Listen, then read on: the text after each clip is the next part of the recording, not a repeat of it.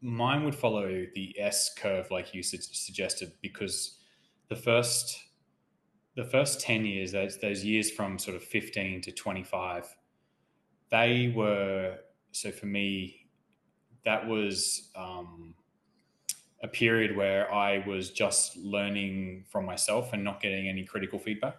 So it was just a matter of like whatever my investments did was the only feedback I was getting. So whatever I had invested in, and that was the way it went. And because I was in that period where Apple had done really well, and I was an early investor in Apple, um, it was I was getting a false reading on my expertise because I got lucky essentially Yeah. um, on picking a company that was kicking it, and so my what I would value as my learning was slow early on. Where it started to turn a corner was probably around the start of COVID time when it really shot up quickly from being public about what I was doing.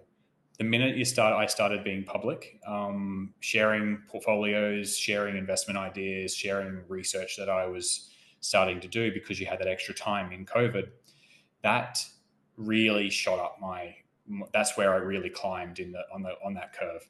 I learned more in those. I remember talking to my friends about that. I had learned more in the first 2 or 3 years of doing my YouTube channel because I was trying to put out at least one video a week on whatever I was focused on, and because I had the time to dedicate towards studying it, but then also presenting it, and then actually having to get my ideas and thoughts collated, like had to make sure that I had to go fact check my own information. I had to go because it was going to go out to the world.